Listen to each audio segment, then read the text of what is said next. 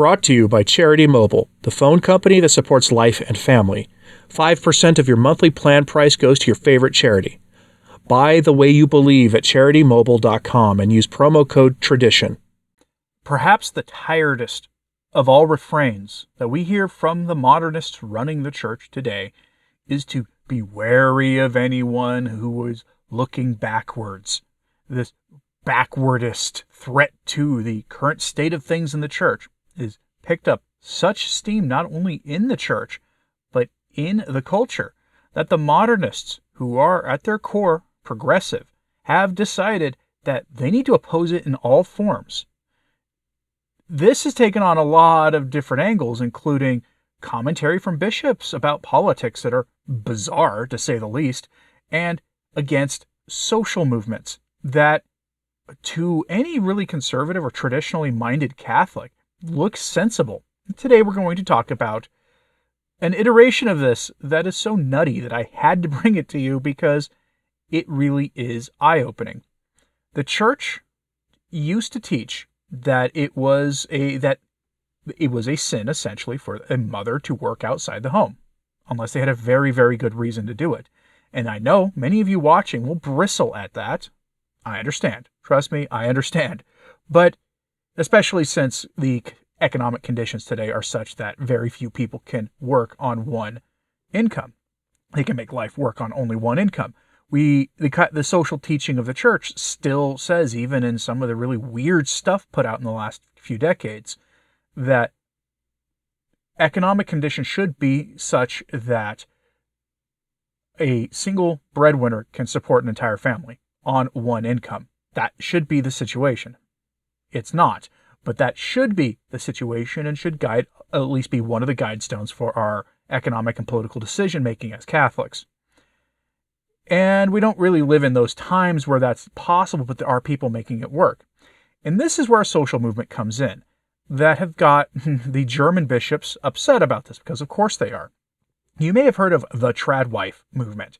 If you're not familiar with them, it's essentially young women who realize they've been lied to by the women's ideology about what is good in life, which apparently is engaging in sins of the flesh and not getting married at all, or if you do, not until your 30s, where it becomes hard to even have kids, at least for some women. And a lot of young women have realized, as they've watched people just a little older than them have their lives ruined because they follow that ideology. So they naturally look for something else. And I'll talk a bit more about that in a moment. But the German bishops now have come out against this. To understand how silly this is, the Tradwife movement is mostly a TikTok trend that has spilled over to YouTube and into, real life, where, quite frankly, a lot of young women are looking to become homemakers again. I'll talk to you a bit about the downside to that and how there are questions about the movement itself. But there is something right ordered to it. They realize they've been lied to, and they're looking to do something the way everybody until about 50 years ago did things, and many of them are happy for it. So we go to Katholisch.de for this headline: Tradwife trend, keeping an eye on backward-looking developments. So I've kind of explained the Tradwife trend, but here's the downside to it, and it's nothing you're going to hear in this article because their reasoning is astounding. But there is a bit of a downside, and it is that a fair number of the influencers in that sphere are young women who were making impure images and videos and things and posting them on the internet for money, and decided that either they didn't like doing that, which is a good realization to come to if you find yourself doing that kind of garbage, or that they were making the money they thought they were going to make, so they go and see this emerging trend and they kind of go the opposite way. Some have pointed this out before in various social media groups and things online, but in general, there is an underlying grift to all of it. There's this underlying dishonesty to it. And another downside to this is many have noted that a lot of these Tradwife influencers are fairly affluent themselves, so they have the means to have one income. But in general, the net result of this is that a lot of young women are now abandoning that ideology for women, completely abandoning it, leaving it in the dustbin of history, and looking to live more traditional lives. Many of them embracing Christianity as a consequence, finding hardworking conservative men to marry. This upsets people quite a lot, as you're about to see. So, let's turn to the article for the unsavory details. Quote, in recent years, the term tradwife, an abbreviation for traditional wife, has become increasingly popular, especially on social media. Women who identify as tradwives propagate a traditional role model. Their focus is on the household, children, and their husband, while the latter, as the sole breadwinner, decides the life of the woman and family. What at first glance may look like a personal, self-determined decision for a natural lifestyle is in reality a return to outdated and potentially dangerous gender roles, which are also idealized and presented as desirable. The problem is not that women voluntarily choose to do housework and raise children. It becomes problematic when this decision is presented as a universal ideal for all women. In addition, the tradwife suggests a romanticized image of femininity and family idyllicity that reinforces patriarchal structures. Realistically, such a role model can only be implemented in relatively wealthy classes in order to achieve one's own lifestyle. End quote. Now, none of that's true. My wife and I don't make all that much money, honestly. We're able to pay our bills and do the things we need to do, but my wife is a stay-at-home wife. She made that decision back when we were broke, completely broke. She made that decision before we were married. Many women know that that is a possibility, that they could be looking to live a life, we'll call it extreme economic simplicity, poverty, and they make that decision anyway. They go into it knowing what could happen. Now you're going to see, as we continue with this, the underlying reason they don't like this, and that's because the author here is just the instrument used to express the bishop's values, and that is that this is, quote, regressive, meaning the opposite of progressive. You saw that with the use of the term patriarchy. When you see that used in a Catholic website, in a Catholic news source, you are dealing with essentially modernist heretics of the worst kind. They have embraced secular ideology, and this tradwife movement is a very dangerous thing for the secularists out there because these women have rejected not only the ideology of women, as we have to be careful to call it around here, but they have also rejected the underlying political values that go with it. Progressivism. That is what this is about. And again, this is the bishops of Germany doing this.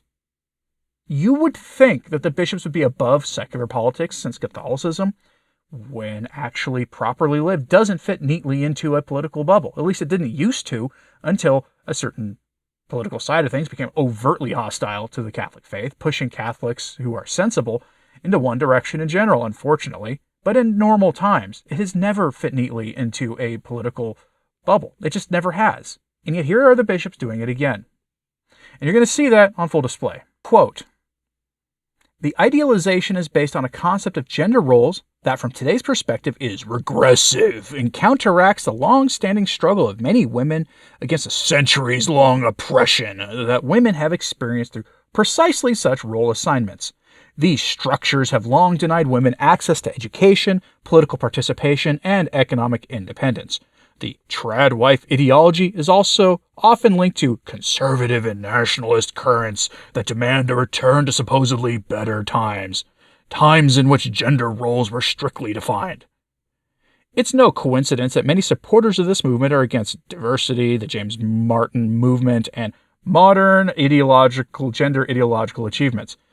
Despite all tolerance, we should keep an eye on the developments that have led to the present. This also means being vigilant and questioning backward-looking developments. This is the only way to preserve diversity and openness, and thus the personal freedom of each and every individual. End quote. Nothing she said there was Catholic. Nothing.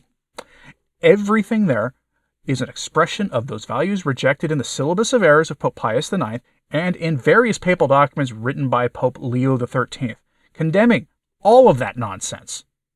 All of it. That is what the new religion is a rejection of the clear condemnations of secularism. It's an attempt to get the church to align with the most destructive revolutionary forces in the culture. And that's what they're saying there. And they see that for whatever reason, there is across the Western world right now a realignment happening. This realignment is a rejection of their ideologies. What will come after the realignment, who knows? But that their viewpoint on things is going away. And they're very, very worried about this. Again, she invoked the backwardest looking statement. We've heard that from Pope Francis many times. Indietrists, whatever that means. Backwardists. Where Catholics who realize there's something wrong in the culture and in the church know that the way to restore things is to go back and look at how things were done before and to do our best to get back to that. That's all it is. And that's all these young women who are rejecting their values are doing. By returning to things that seem to have worked for most people for most of history. Curious what you have to say about this. Let me know in the comments. Again, I do recognize everybody could live that way if they wanted, even if they wanted to. Totally understand it. And yes, there are some concerns that in this disordered society we live in, with masculinity that is warped by impure films on the internet and all sorts of other social ills, that lifestyle isn't for everybody even who wants it, because they understand that there's very real hazards out there. Trust me, I get it, it's not so cut and dry. But their reaction to all this is telling. So let me know what you think about this in the comments, please. Like and subscribe if you haven't. It certainly helps. So just sharing this on social media, that helps a lot too. And as always, pray for the church. I'm Anthony Stine. Ave Maria.